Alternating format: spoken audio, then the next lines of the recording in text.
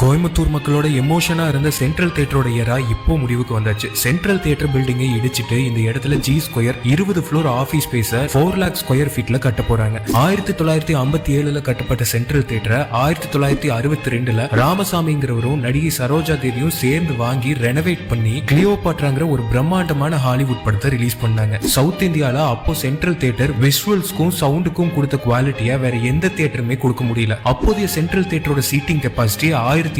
Central theatre தான் south இந்தியாலேயே second time 70mm ஸ்கிரீனை கொண்டு வந்தது.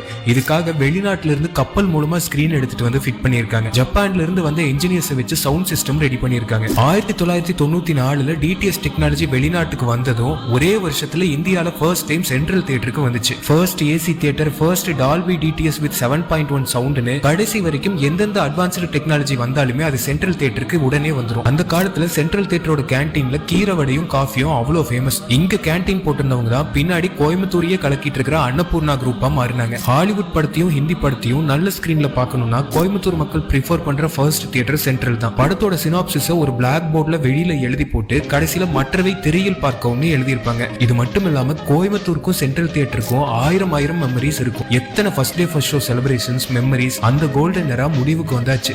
கபாலி படத்தை காண கோவை சென்ட்ரல் திரையரங்கில் ஆயிரக்கணக்கான ரசிகர்கள் குவிந்துள்ளனர்.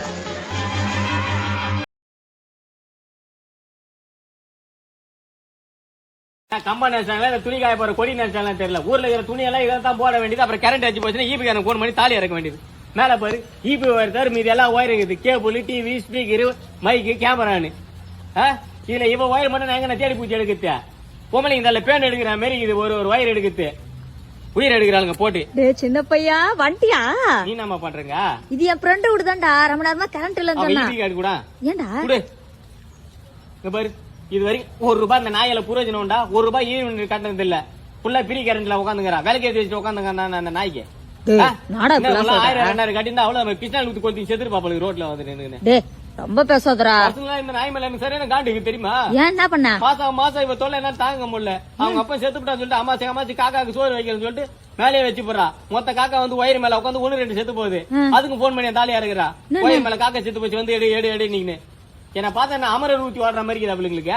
ஐயே ஈபி காரன் குடும்பம் கூட்டின்னு இல்ல. எங்களுக்கு எல்லாம் மழை இல்ல.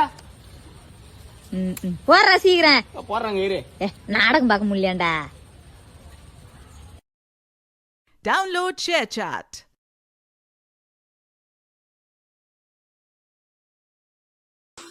Hi hello friends, welcome to bye mode. இதில் பார்த்தீங்கன்னா நம்ம எல்லா ப்ராடக்ட்ஸும் வாங்குற மாதிரி நம்மளுக்கு தேவையான ப்ராடக்ட்ஸ் எல்லாமே ஆஃபர் ப்ரைஸில் இருக்கும்.